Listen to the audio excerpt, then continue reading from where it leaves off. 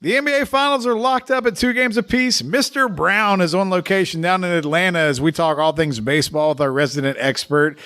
Biggie and I will also hit on name, image, and likeness, NIL, if I can say that right. And Conor McGregor broke his leg. This is the We Don't Know Sports podcast. Stay tuned.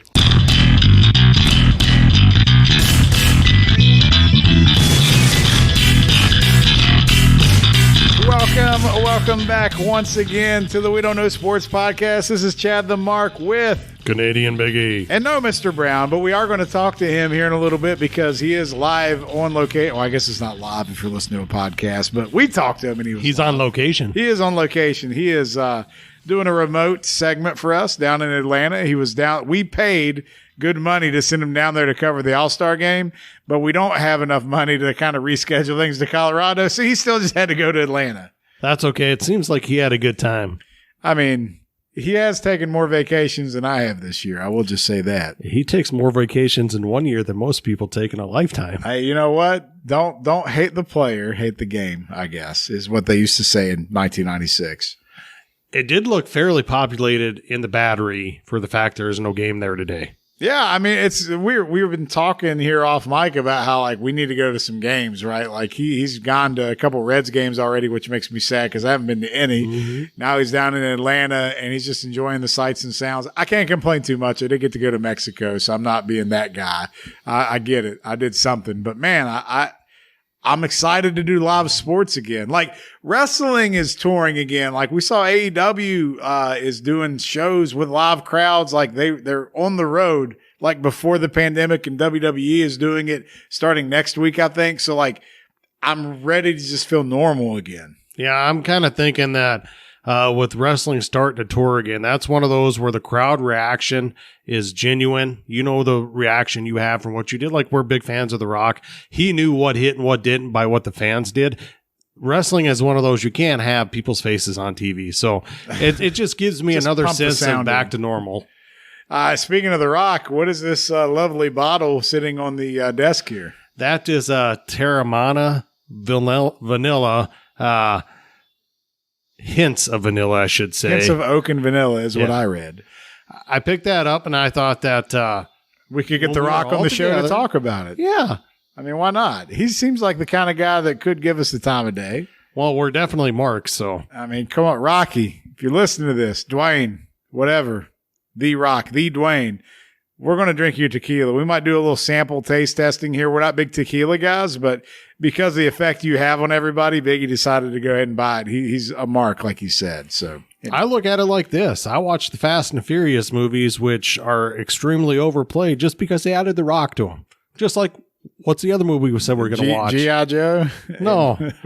the Jingle Cruise? I'm going to watch the Jungle Cruise, damn it. It's going to be good. Hey, I thought Jumanji was going to be a mess, right? And then that turned out to be a franchise on its own now. So, you know, that's what happens. But anyway, that is the joy that we get from entertainment. We talk about wrestling having fans back. We know baseball is pretty much back to full capacity. Football said they're going to be at full capacity in almost every regard. At least the NFL is.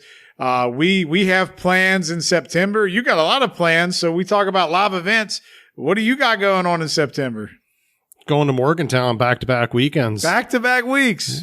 September 11th, 20-year anniversary of 9/11. Me and the kids are going to go to Morgantown. They're playing Long Island, 5 o'clock game, so we should be able to avoid the extreme leg sunburn from sitting on the side of the stadium we're on. I hope you do. It should be an easy W. It'll be a nice trip for me and the kids, and then the next weekend, I get to go back up. I hopefully don't have to drive this time. It's the WDKS Drew plus Drew. Yes, just like how Mr. Brown is remote in Atlanta, we will go remote in Morgantown, baby, because that's what we do. Now, I do want to ask real quick, did you know that Long Island had a FCS football program until this year? No. I did not either. I'll be perfectly honest. When I saw LIU, I thought Liberty? It was supposed to be Liberty, right? Louisiana something? I don't know. Not the Sharks. Yeah. So who's the Sharks? Terry Bradshaw played for them. I did not know that. And the fact that I didn't know that, if we don't win like 56-7, it's going to be disappointing. Well, you know what? I've been to some games that are like that, so just temper your expectations. You know, it could be. You know, one time we only beat William and Mary 24-17. Chad, I have trusted the climb. It's year 3. We reached the mountaintop. 56-7. Come on. So here's what he's doing now. So our beloved West Virginia Mountaineers and Neil Brown, and we're not going to spend a lot of time on this because nobody cares, but I just want to say it. He's recruiting himself into keeping his job no matter what happens this year. True. That's the long and short of it. But let's jump into the world of college athletics. Like, I haven't heard anything out of WVU as far as the name, image, and likeness stuff yet. But I have saw like things in Florida where you got the gym down there that's like giving everybody on Miami like $500 as long as they post on Instagram or whatever, different things like that. You know, the big topic that we wanted to kind of talk about was Reggie Bush, Terrell Pryor, that situation, stuff like that. So Biggie, you know, we know USC lost some wins. They had to vacate a national championship. He had to give back a Heisman. Pete Carroll didn't have as many wins as we thought he did, apparently. So even though I clearly remember those games taking place, now that we act like they don't. So my question to you is, now Reggie Bush is asking for his Heisman back. Does he get it back? Should he get it back? Do you want to see him get it back? He doesn't get it back. He shouldn't get it back. I don't want to see him get it back because at the time, you just want to hate on Reggie, right? He says, no, not he's so overrated. At the time, what they were doing wasn't legal. It is now, and I get it, but we can't magically go back 15 years. Why don't we go back 25 years or 35 years? SMU now is the greatest college football program in history. Ever. You give him the pony. Get rid of the death penalty. Stuff back. Let's get rid of, let's erase it, rewrite history. It is what it is. And guys have been making money forever like that. Terrell Pryor came out, said the same thing about Ohio State and what they got stripped of. They were giving away merchandise for tattoos. They traded their team-issued memorabilia for tattoos. Yeah. The way I look at it is like you just said, you watch the games, you know who won. So do I. Move forward. So the thing I will say is I agree with you, by the way. It was the rule at the time. Sorry, it is what it is. The consistency here, though, is that when you go to our conversations about Major League Baseball and steroids and Hall of Fame, we're pretty consistent here, right? Because at the time, that wasn't against the rules. So we're like, yeah, they can go in the Hall of Fame. They played the game. And these guys are like, well, they did break the rules at the time. Just they didn't have testing in baseball, so we don't care, I guess. Yep. So at least we're consistent. Yeah. I mean, that and we show favoritism to who we like. Sorry, it's okay to show favoritism as long as we're not hypocrites. That's true. Today, we are not hypocrites. Other days, we very well may be, but today is not that day. Last but not least on the NIL thing, outside of, I saw Barstool has been like sponsoring athletes all the time. And all they're doing is like just sending them like free stuff. Yep. Like here's some shirts and hats. You're a Barstool athlete. They're like, we don't even know what that means. But El Presidente isn't giving you $5,000. He's sending you a shirt with his face on it. Yeah. I mean, good advertising for him. Smart way to do it. But it's also exposure for some of these people. Because if you're a volleyball player for Stanford and you're a Barstool athlete and they mention you in Barstool and you got 40,000 Instagram followers and now all of a sudden you got 140,000, I get that. Well, that's the other thing, too, is that like Reggie Bush, we were just talking about 2004, 5, 6 and what he wants back, and it was legal. With the advancement in social media, guys now that are a nobody will make money. Or if you're an advertiser, like you said, you seek the guys who already have 100,000 followers. There's such a different landscape for it now than there was 15 years ago. So my question here, just to wrap this conversation up, is it going to be something where now recruiting gets affected by this? Like I understand the only rule I really understand is like you can't do alcohol with these kids. Like Bud Light can't call you and say, hey, drink some seltzers on your Instagram and we got you. But is it going to be something where like the local car dealer is going to be like, hey, if you come to play at Ohio State, the biggest car dealership in Columbus is going to have you as the face of their advertising for the next 4 years? Oh, yeah, that's guaranteed, because back in the day, the issue they had in Oklahoma was they wanted guys to come on a Saturday, sign a few autographs, take a few pictures at the local car lot. And for spending 2 hours there, the guy wanted to give you $5,000 because the amount of people that came in, he made that tenfold. I will say that now you can do that. Darius Stills or Darius, and who was the other one? No, it's both of them. Both the brothers are coming to our town to sign autographs. Nice. Yep. So they can get paid. It's fine. Yeah, one of them can't anyway. He's already in the NFL. The only West Virginia player I saw that had anything was James. Yeah. When it first came out, he just said, putting myself out there, blah, blah, blah, ready to make money, get paid, follow me on Instagram. Why not? So I do think what you said, though, or what you were kind of leading into is that your big schools, Ohio State, Alabama, Texas. I'm not so sure. You don't think they benefit from it? So, yes and no, because here they already benefit off of that because the booster system, right? Like the fundraising. So here's the question: if you're Texas and you're making money and people are giving you money, your endowment is huge because of the booster system. You want to share that with players now? The old guys aren't. I'm sorry, Roy's Cadillac. I don't need you to give our players money. I need your consistent donations so we can improve our film room. Yep. I mean, all of a sudden those coffers might get a little drier because the players get a piece of it. But if you bring in the right talent and you actually win at Texas, those old white guys are giving that money to everybody. There's plenty to go around. They just want to take a picture with the local 19-year-old stud. Hey, wait, is T. Boone Pickens still alive in Oklahoma State? I'm going to say yes. How much? He's a billionaire. How much money is he? Can we get Warren Buffett to come to West Virginia and be? There you go.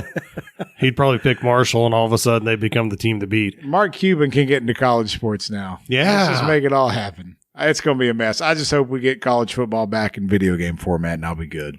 I'll take that trade-off. Sounds good to me. So we're getting ready to sync up with our boy Mr. Brown down in Atlanta, but Biggie, there's been multiple rule changes and things like that we've talked about on this show a bunch of times because it's hotly debated. And outside of Rob Manfred getting booed very, very strongly at the All-Star Game, the one thing I will say I can't boo him for is at least coming out and saying that the 7-inning doubleheader and the ghost runner on second was just a coronavirus thing. So it looks like that's going away. Is that true? Is that what's out there? Yeah, when they kept him into this year, there was a bunch of uproar about, are these going to become permanent? This isn't baseball. They didn't know this year. They didn't know how the year was going to go. Remember the big debate at the beginning of the year when Madison Bumgarner threw a no-hitter, but it was in a 7-inning game? Yeah. 4 potential rule changes that are out there. Banning or limiting defensive shifts, which we'll touch on last because we both have thoughts there. Elimination of the 7-inning doubleheaders, which I think we're both in favor of. Elimination of starting extra innings with a man on second base, ghost runner. We're both in favor of getting rid of that. Yep. And then possibly extending the DH to the National League. What do you think if the Reds now have a DH? So, I mean, I'm traditionalist. I hate the DH. I like the strategy involved with managers. And, I mean, I like everything that goes into that. So, when you tell me I get it if you want everything to be the same. But part of the thing that made baseball beautiful for 100 years was the NL and AL was so different. I'm also the guy that tells you I hate interleague play. Get rid of it. Yep.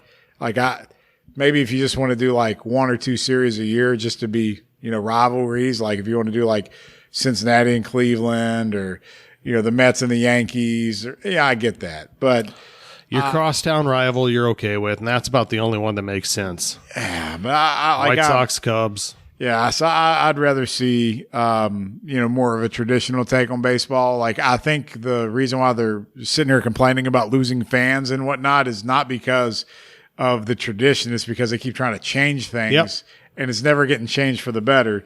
So the shift, all right, you want to hit on that now? Yeah, well, no, I agree with you. I'm a Mariners fan, but I love the fact that the pitcher hits. I love the NL game. Don't go with the DH there. Yeah, I agree. I completely. In baseball, they're always trying to change it. Why does it have to be a certain length? It's an untimed game. That's part of the beauty in it. Look, you can go to a baseball game. It's quick. I mean, and here's the thing: if you do it to create more offense, it just makes the game longer. Yeah. I mean, do people not realize that? If you're trying to shorten the game, but then you do things to add more offense, it literally makes it longer. I think that we're in complete agreement there. And you're talking about what are you doing to add more offense? Well, if you ban or limit defensive shifts, is that an effort to add more offense? It's an effort to concede to thinking that your players and teams are not capable of developing a strategy to compensate. That's what I think it is. So we had this discussion earlier, and we hit the nail on the head, I felt like. We talked about the 85 Bears, one of the legendary defenses. The 46 defense. All right. Could they have played that in 1995 or 2000? There's a reason why many teams didn't. Yeah. So, like the defensive shift, you find a way to beat it. I mean, right now, like with we're so into analytics and exit velocity and stuff like that. Like there's literally times where they're like, we don't even care that you have the shift on. We think he can hit it hard enough where it doesn't matter. So they just like, it doesn't matter at all. Yep. But like, did you see or have you seen where like in Korea, instead of the home run derby, they have the bunt derby? I have not. You haven't seen this? No, that sounds cool. They put these big bullseyes out in the infield and they throw pitches and the players lay down bunts to see how they get them on the target. Yeah. Think of it like horseshoes, kind of. Oh, that'd be fun. It's, because it's part of the game. I know it's not sexy, it's not exciting, but sometimes it is. You got a runner on first and second. You lay down a bunt and just try to move some guys over. I mean, come on, man. Like, it's part of it. The shift can be part of it. If you're bold, and here's the thing. We talk about, like, when you watch your favorite team and they're batting and they have the shift on, it sucks. You hate the shift. You hate it. But then on the other half of the inning, when your team's doing it, you don't really care. It's just like, oh, this is fine. Everything's fine. So, what did you say earlier when your hit team has a shift on? You're like, even though he's the one guy on that side, don't bunt him. I know. With the Reds, don't go against a shift. They got Suarez covering from second to third. It sucks, man. I'm always nervous that they're actually going to bunt at him, but they never do. So it works out. So I guess they already know what the other team's thinking. But yeah, I'm fine. No changes with the shift, but I understand why baseball wants to do it. That is not why offense is down. I mean, honestly, ever since the spider tack stuff went away, it seems like things have gotten a little better anyhow. Yeah, they have. They've improved dramatically. If you look at runs per game from early June to the All-Star break, it's like a run and a quarter difference league-wide. All right, before we bring Mr. Brown in, let me ask you, since you got him on your fantasy team, is Trevor Bauer going to play again this year? I think that he'll be back about mid-August. Okay. They had just extended it another 2 weeks, didn't they? Yep. And I think they're doing that to save face so that when they make a decision, they've made the right decision. Well, save face is the wrong, but originally they were going to let him pitch. Yeah. And as it's playing out and the more I find out, it sounds like he's kind of a little bit off in the bedroom, but it doesn't sound like he's guilty of what he's accused of. As far as I'm aware, there's still not a criminal case, right? Nope. It's just a civil case. Yep. Okay. Money grab. Yeah. So, I mean, maybe. I mean, we're not victim shaming here. We don't know, but it's, we'll see what happens. I hate that you punish a player before the facts come out. I always hated that. Yeah. Like, I understand, like, if somebody gets accused of something and you don't want the publicity, but the second he pitches, the publicity is going to be there anywhere. So, so just might as well just play him. But could you imagine now that fans are back? Oh, they'd have a field day with that. Well, we've went from what used to be in this country where you were innocent until proven guilty to now you are guilty until proven innocent. And that's why a guy who has not been charged with anything is not pitching. And we don't get to have fans in the stands with great signs that we would see everywhere turned into memes. Great signs that the Astros would steal. All right. So anyway, Mr. Brown, we're going to go find him. He's somewhere in Atlanta. So he's next. Hang on. All right, ladies and gentlemen, we are back this week, but we have 1/3 of the show on the road as Biggie and myself are sitting here at the We Don't Know Sports Studios. Mr. Brown has taken the show on the road, and he's down in Hotlanta in the ATL. Mr. Brown, how's your week going so far, brother? I mean, like that song I said, we've been everywhere. We went to Savannah, Tibby Island, St. Augustine, oldest city in America. And now back to Georgia. We're here a day early, and then we're here to hang out at the Battery this evening. And they're going to be opening up the Rays first game after the All-Star break tomorrow on Friday evening, and we're going to catch that game. And obviously, nothing else, we'll catch the fireworks show. Well, all right, just a couple of questions to ask here real quick. So what is the Battery exactly?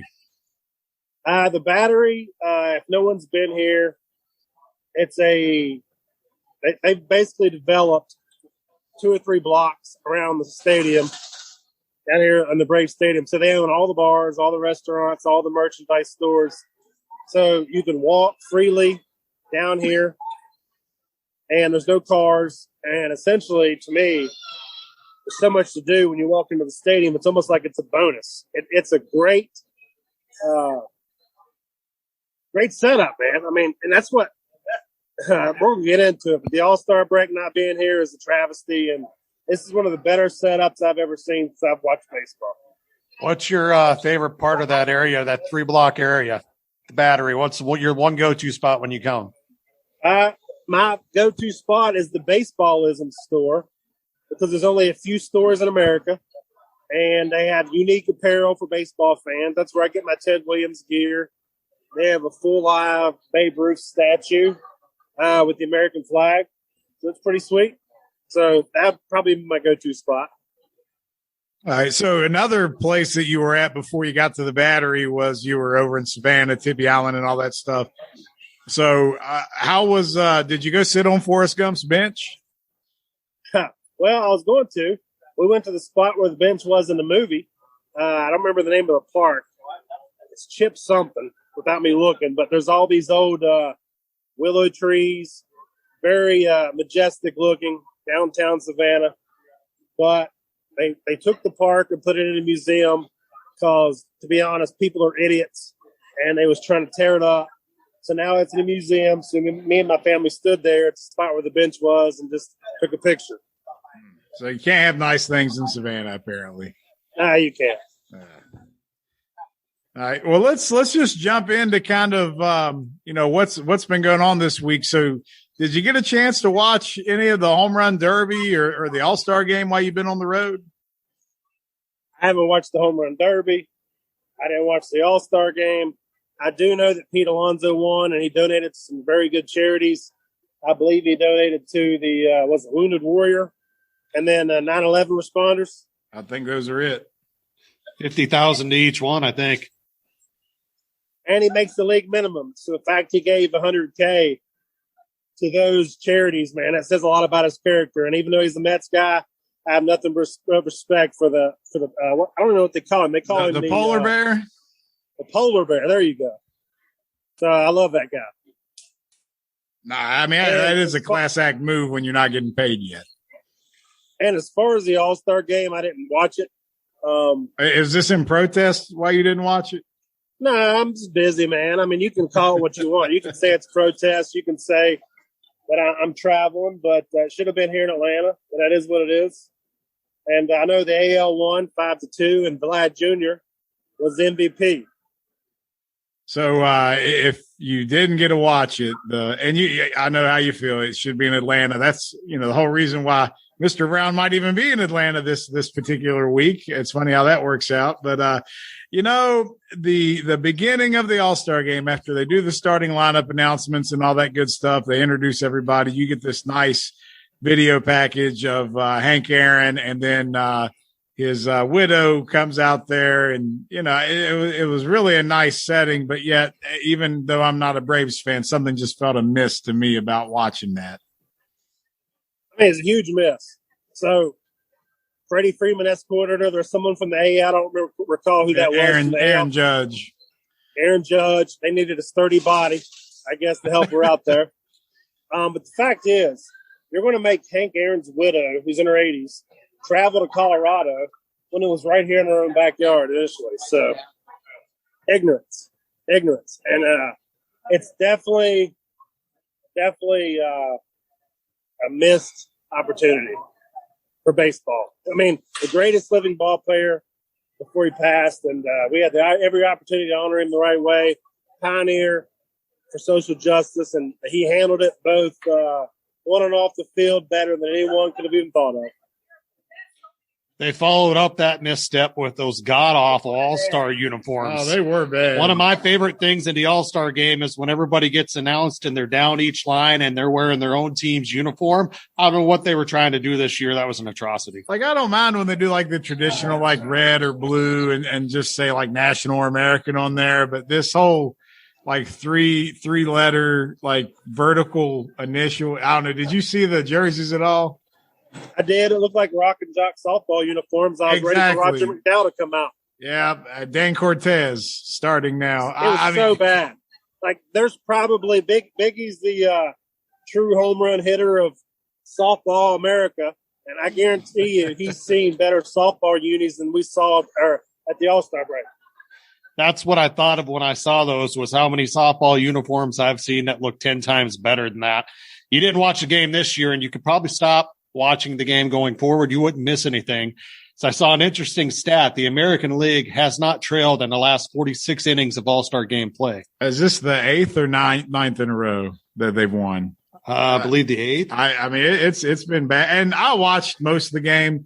You know, they got up quick. It was like every time the American League was batting, it just seemed like they were getting hits or at least getting people on base where the National League wasn't. And, I mean, it was fine. Nothing crazy. Right guy got the MVP. Might be the first MVP he gets this year. We'll see. But I mean, you know, it was nothing crazy. There was a funny moment where I can't remember who the pitcher was, but he threw a little high for Perez from the Royals, and he acted like he was going to charge the mound. You know, had a little smile to it. So that was kind of funny. But that was the only thing really enjoyable outside of the long balls. That's all people did was hit home runs. I mean, hey, but let's be honest, though. Ladd Jr., man, he's came a long way from that real thick, pudgy kid standing on the line with his daddy in the Expos uniform, and now that kid is the All-Star Game MVP.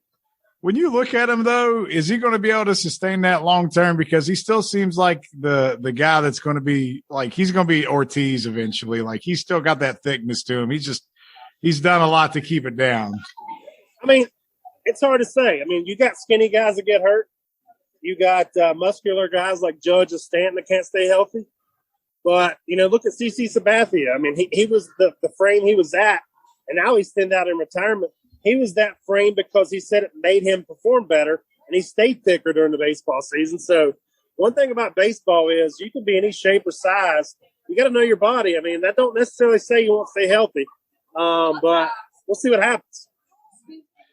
All right. So as for your time in Atlanta here, you know, let's talk about your Braves. They were definitely a potential front runner for that NL, you know, behind the Dodgers probably, but they were in that conversation, and things have taken a rocky road here right before the All-Star break. And now, like, what's the mindset down there in Atlanta? How are you Braves fans holding up?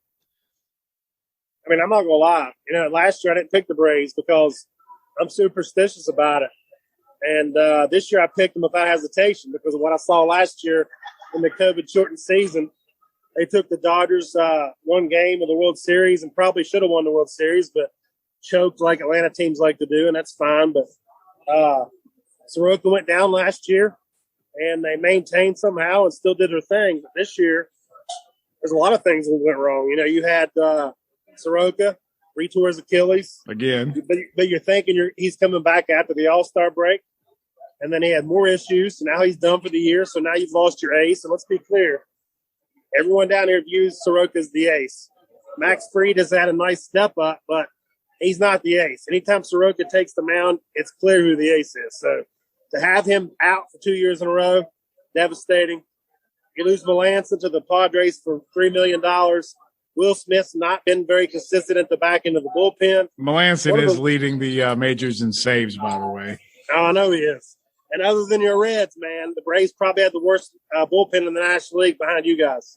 Yeah, you know what the bad thing is? At least the Reds bullpen over the past 3 weeks have actually played like a major league bullpen. So, well, there you go. I hope you guys can find some semblance there. And I don't know, did you touch on Ozuna too? Did you even mention that? Yeah, I was going to get into that. I mean, you got Ozuna, who, you know, the domestic dispute with his wife, charged, probably won't be back, obviously.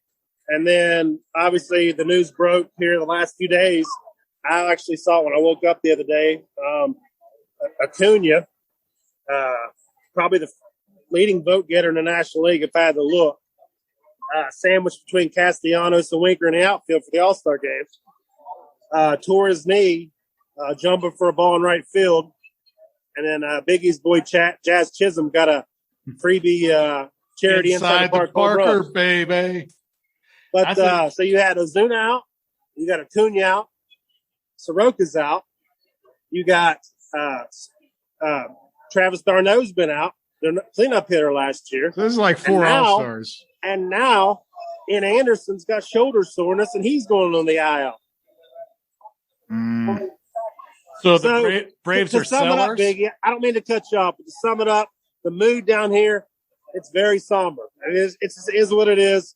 Bigger things, crazier things have happened in Major League Baseball, but a lot of things, man, are going to have to go right. And I guarantee you that if I was Alex Anthopoulos, I would be shopping Charlie Morton and Drew Smiley at the deadline and getting what I can out of them. That's just my opinion. Did you guys ever sign Freddie Freeman to a lifetime Braves contract? Dude, Freeman's walking.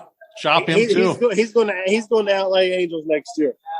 I'll trade him now and get something for him. Your season's shot anyway. Yeah, why not trade Freddie then? I know that sounds like sacrilege to Braves fans, but if you think strongly that much that he ain't coming back. There's been no movement. So, I mean, I guess that's a judgment call. I'm not AA, so I don't know what you don't know the behind doors conversations have been, right?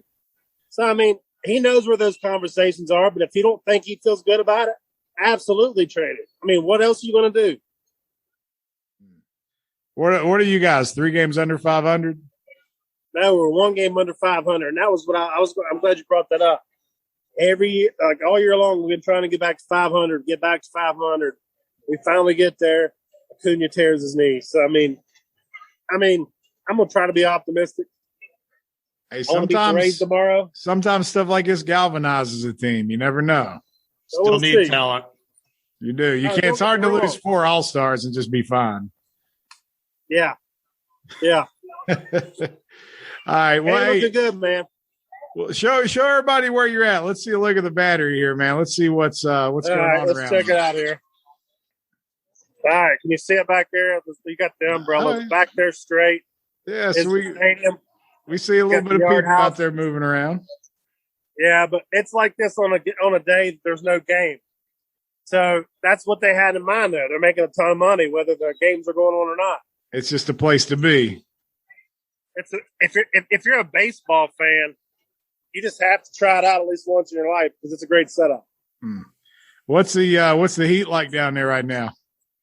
The sun finally went down, so I'd say it's around mid to high 80s, but it feels like, I don't know, low 90s, maybe mid 90s. Okay. You sweating that much? You look all right. I'm better now that I'm under this umbrella. But I keep looking for some diehard Braves fans to come talk to you guys, but I'm not seeing one yet. Okay. Well, you know what? That means there might always be a Facebook Live video when the game takes place. So, I mean, that's I saw one guy stumbling down the Battery Strip there a minute ago, but he's done escaped me. Is that the guy you said looked like Phil Necro? No, that was somebody else, but that was Zombie Phil Necro. Right, Zombie Phil Necro. There's your fantasy team name now. I think I'm going to change it next year. So what type of prognostications do you have for the second half of the season? Our best chance was to win the division because we're closer to the Mets than we are in the wild card because the NL West is crazy. Oh, yeah, and, all 3 of those are coming out of there. Yeah, because the freaking Diamondbacks and Rockies are garbage. I don't like it, man. I'm going to be honest. I don't think we'll make the playoffs at all. I think we'll hover around 500, and it depends what we do at the deadline if we're going to sell or not. And when is the deadline for everybody who doesn't pay that much attention? I believe it's, August 31st? Yeah. I thought, well, do they have July 31st? July 31st for the first one, right? Don't they have 2? Last year they got rid of the second one. Oh, did they get rid of it? They pushed it back, but maybe I'm crazy. I mean, you'll have to fact check that one. See, I was asking because I was the guy that didn't know. Yeah, sorry. They always had the August 31st, and that was the one where you could trade through waivers, and July 31st was the nobody can stop it. But I thought last year maybe it's just because it was COVID shortened season, but they got rid of the the waiver push through. Right. Hey, so let's shift gears for a minute. Obviously, I've talked at length about status down here in Atlanta, what I think's going on down here. So, as a Reds fan, how you feeling, man? I actually good because now a week ago I would tell you I'm uneasy, but for whatever reason, the way the schedule gods had it worked out was we have a series with the Brewers before the All-Star game that we won. And then we have a series with the Brewers after the All-Star game that we need to win. So if we can end up doing that, we'll close the gap enough. But if we would have gone into those series and played like piss, I would have been devastated. Now there's still a lot of baseball left to be played. The fact our bullpen is playing better now and our three best guys are hurt, and we got Lorenzen that'll be coming back soon. That'll be a big boost to the bullpen. So I'm optimistic. But I'm like you, they got to win the Central or they're not getting in. I mean, they're kind of close to the wild card, but I don't like those odds. So they're second behind the Brewers, right? Yep. All right, Biggie, any chance of the playoffs for the Mariners? I'm not mistaken. We have a better record than either of your guys. 48-43 going into the All-Star break. Chance to make the playoffs. Yes, they're playing well, but they're third in their division at 48-43. Between the Astros and the A's, who neither one show a sign of slowing down. So then you look at the wild card, and they're like 5.5 back of the second wild card in the AL at 5 over 500. So it's been a good season. I hope it continues, but we're going to scrap for that last playoff spot, wild card spot at best. Do they make it? Yeah, did they make it? Yes or no? I'm a homer, yes. So I will also say the Reds will make it just because I feel like they got that run in them. But anyway. Hey, I'll tell you what, guys, before you finish, if both of you all make it, I'll be rooting for you guys. How's that? I appreciate that. Hey, I don't ever root against the Braves unless they're playing the Reds, man. I got no hatred there, man. It's a good organization and they're winners, so I appreciate that. The thing about what Biggie said, I'm just flabbergasted that the Mariners are that good, man. Like I thought they were like a game under 500, but I don't pay attention to the AL as much, and especially the West Coast. That's crazy, but the Reds are 48-42, so they are technically better record than your Mariners. Mush push teams in the NL Central. The Mariners have played pretty well, despite a few injuries. Kyle Lewis basically out for the season, and he didn't start. He started the season on the DL or the IL also. Logan Gilbert, one of their young studs, has come up, really shown himself to be great. Kalinick came up, couldn't perform, went back to AAA. He's raking. I'd like to see him come up big in the second half. 3.5 out of the wild card. That's Nice. where they're at. That's where they're at. So. Hey, Chad, well, I'll tell you what, I'm going to get off here and run, but get this up on the page. Let me know when it's up, and I'll share it out in the group. And then tomorrow I'll do a better job. I'll get a fan to go live, and we'll have some fun with it, all right? Hey, that's all good, man. I was going to ask one thing, if you can, just off the top of your head. I know your baseball group that you take a lot of pride in is taking off here, and we're going to share this in that group. But you've had some interesting people join here lately. You want to shout out a few of them names? I'd say we're up to about 15, 20 major leaguers. Ed Hearn, we got Brett Boone, trying to think here, Mike Trombley. We got Mike Gonzalez, Tom Browning. I got Lenny Dykstra waiting for me to approve his request. You're making him sweat it, huh? I'm like, answer the damn questions, Lenny. We got to make sure you are who you say you are. But yeah, it's cool, man. It's taken off, and it kind of gives perspective. And there's a new thing they added on the groups that you can create group experts for your group. So I'm going to add all the major leaguers in my group as experts. That way it shows up by their name. Wow. Nice job, man. It's fun to watch that bad boy grow. You've done a great job with it. We want to give you a second to shout that out. Biggie, you got anything else you want to throw out there? An expert badge is much better than a top fan badge. It is. Because that means you actually have an idea what you're talking about, right? That's it. It's quantity over volume. All right, Mr. Brown, well, enjoy the rest of your Georgia vacation there. We hope the Braves have a good run there against the Rays, and you make it back here in West by God, Virginia, safe and sound with the family, man. We'll see you soon. All right, fellas, it's been fun, and I'll be excited to actually have an NBA guest next week. There you go. And it's you have to wait to the end of the show. We'll tell you who it is. Ha, ha, ha. But he was the star of The Last Dance. That's right. All right, Thanks, later. guys. All right. Even though he wasn't with us in person, he was here in spirit and on Zoom. So at least we had Mr. Brown with us there. One thing I haven't had a chance to ask you about yet, Biggie, did you watch the Conor McGregor fight? I did. You know what's funny about You that? stayed up all night to watch it? No. And I knew that's where you'd go first. Since it didn't start till 12:30, I actually fell asleep at about 9:45. Woke up just before midnight because I had to pee. Realized it hadn't started yet, so I stayed up and watched it. And then I'd slept for so long I couldn't go to bed, and I was very disappointed that it didn't go one freaking round. So now he's saying that his leg he had a stress fracture before the fight.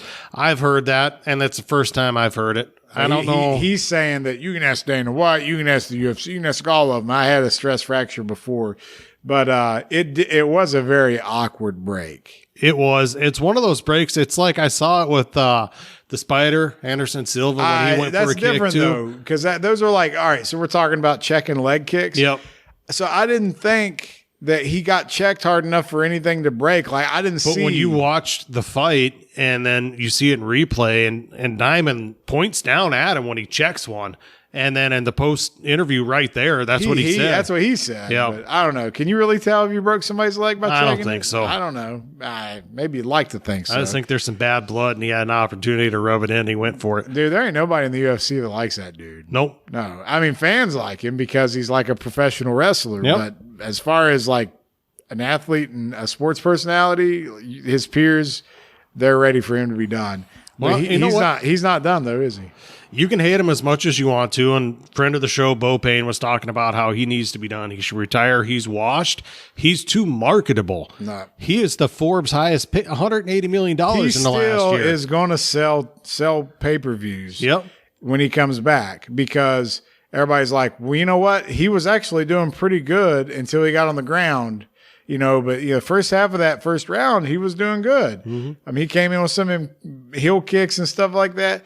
Yeah, he almost got knocked out while he was on his back, but he got up only to break his foot or leg, I guess. I mean, it was bad. So that's what the casual fan will say. If you follow, he's a brawler and he never should have tried to go to the ground with Poirier. Yeah, to me, I feel like he comes back. He does not retire. He's too marketable. And even if it's not until next July when he fights, he'll make however many $1 million off that fight. Because he's still got at least one more in him. Yep. I mean, he's stupid if he doesn't, to be honest with you. Not that he needs the money. To me, he's got a one-off where, say he goes against Poirier again and they do a fourth fight and they build it up as the last one I lost because I got hurt. He goes into that fight, wins. He can make another fight with a bunch of money. He goes into that fight and shows he really is washed, and then he goes off and he drinks his proper 12 and hangs out in Ireland. That's it. Did you didn't see any of the undercard? I'm a terrible fan of UFC. I don't know most of these fighters' names, but there was a fight on the card where I swore this kid took 300 hits to the face, and they finally called it in like the final round. And he was just like, why did you call it? Like, I mean, and not like a real groggy guy or anything. Like, he was taking it. I had not seen somebody eat as many punches as that. It was amazing. You didn't see it though, did you? No, I was asleep for that one. I did see the fight 2 fights before it where it had the big guy with the ponytail fighting kind of the cowboy guy. It was like Poirier. Oh, yeah. And he kept doing that thing where he would jump his back foot off the cage and come at you with a flying punch like it was Street Fighter. Like chasing him. Yeah. That was pretty good. And the women's fight, you see what her forehead looked like? Oh, yeah. She looked like she had a third eye or a whispering eye. I don't know if you want to call it that. But anyway, Greg Hardy also got knocked out. He did. By that Aussie. But, yeah. So his karma. His UFC career might be now on the downward. You can have all that rage, but you're in a cage if you don't know how to execute. Despite all his rage, he's still just a rat in the cage. Anyway, that's what Billy Corgan from Smashing Pumpkins said. All right. Last but not least, the NBA Finals. We haven't even touched on this. I feel like we should be so into the NBA Finals this year. What have we been saying, just us and then fans in general, for how many years now? Enough LeBron, enough Curry. Give us something different. You gave us two teams that were built mainly through the draft, with the addition of Chris Paul, one trade, young players. Like, NBA fans hate the NBA. Yeah. That's the way it is. Their ratings are terrible. I don't get it. They complain when it's the main guys all the time. Then they complain when they get what they ask for. It's like, Yeah.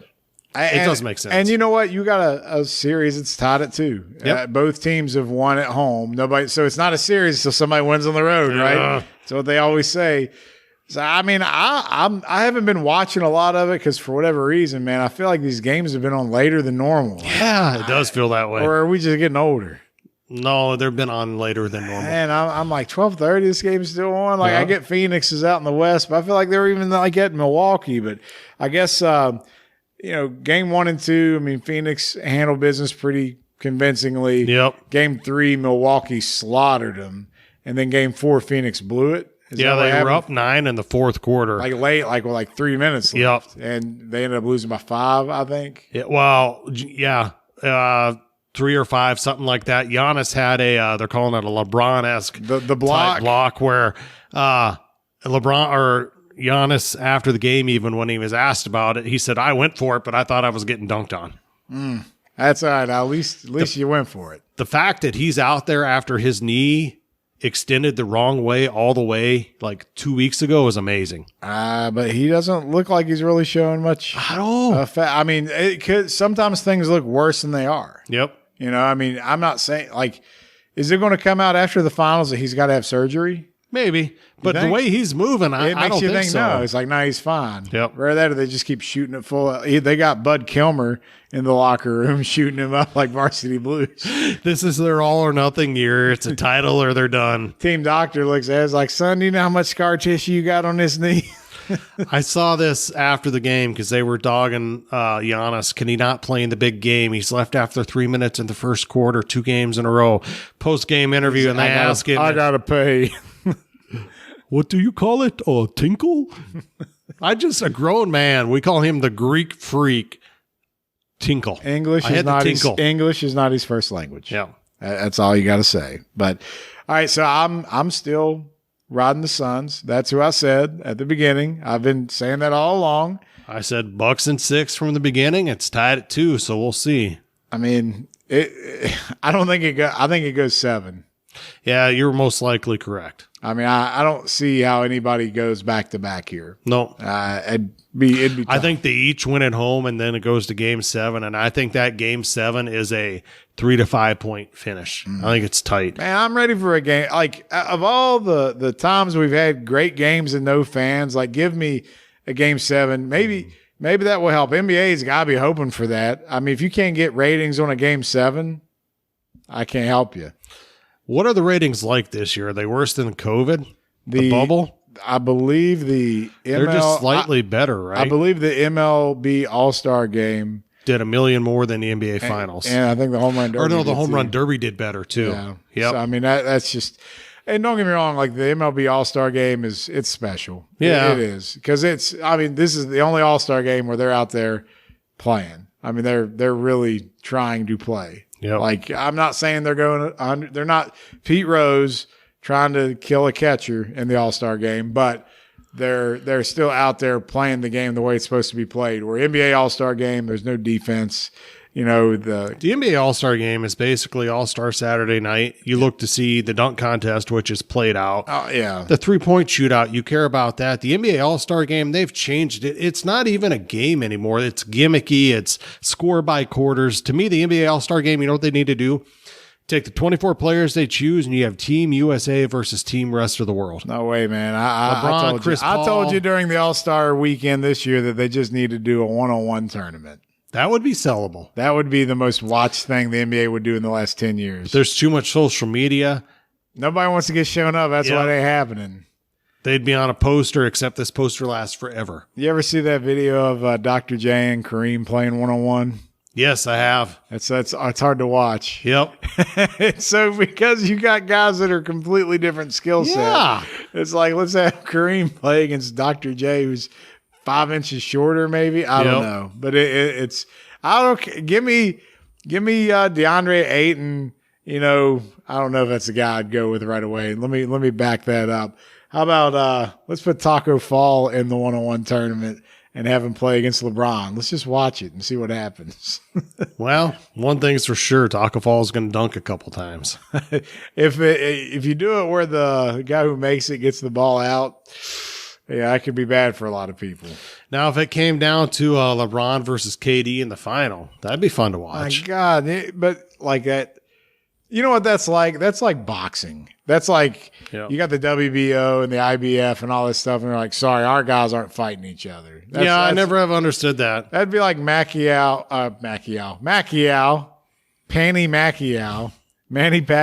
and Floyd Mayweather fighting, 15 years ago. Yeah.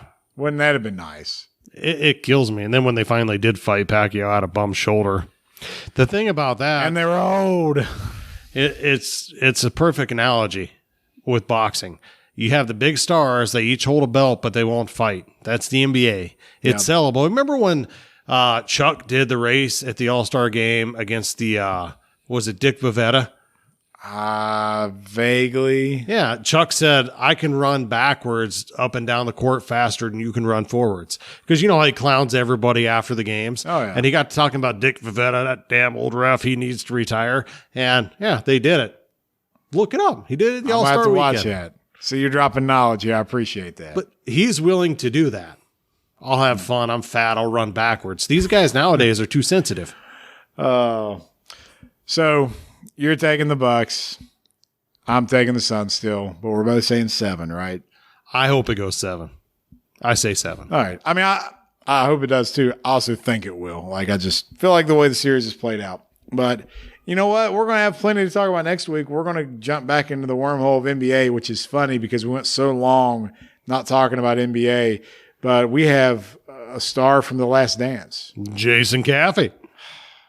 I mean, don't get no bigger. I mean, he was literally the star of that documentary. He was the main man on those Bulls title teams. I mean, this is a big get for us. Nah, actually, Jason Caffey was one of those guys. I remember when he came in, he was that like kind of muscly young guy that could dunk a little bit, and I was like, ooh, but he barely played for them back then. And well, he was a more talented player than the amount of playing time he got. Yeah, but he really came in was. as a rookie on a championship team. That kind of the spot that he played was filled by Dennis Rodman. Yeah, it would have been tough for him to get playing time, and that people forget about how much depth they had. I mean, it wasn't Dickie Simpkins and Randy Brown and guys like that still on those teams. Yep. I mean, so like there was a lot of depth. Kukoc, at times could play power forward for you. I mean, it's just you're not sorry, Jason. Yeah. But anyway, we're going to have Jason on to talk just what it was like to be on that team and what it was like from his perspective because. That's like us as fans. Like, what would it be like if you got to hang out with those guys? Well, Jason's going to tell us all about it. So we look forward to having him next week. But outside of that, I will say, last but not least, I watched a Bruce Willis movie today. I think it was called No Time to Die or No Time for Death or some stupid thing like that. Out of Death. Out of Death.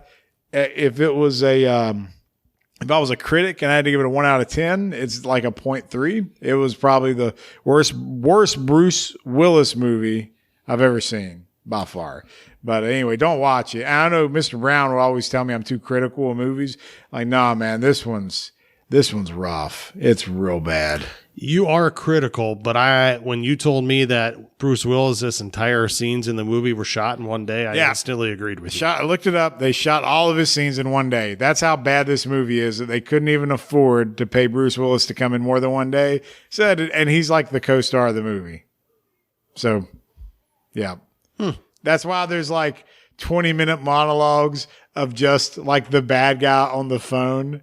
And like nothing else is happening, but he's just standing there in like Bruce Willis's cabin because there's nothing else. He's not there because, they already wrapped up shooting. So just stand there and talk on the phone for 20 minutes.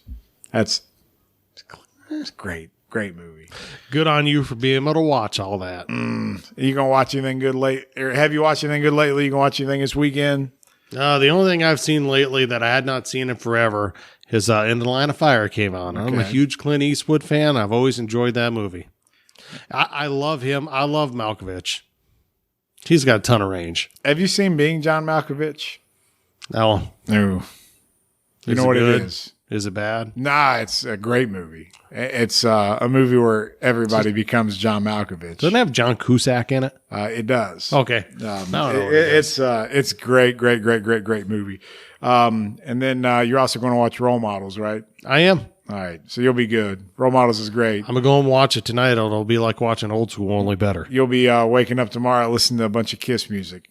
Okay. That's just how Works it for goes. me. All right, guys, that has been the We Don't Know Sports podcast for Mr. Brown on assignment in Atlanta. This is Chad the Mark with Canadian Biggie. We hope you had a good one. Have a good weekend. We'll see you next week with guest Jason Caffey.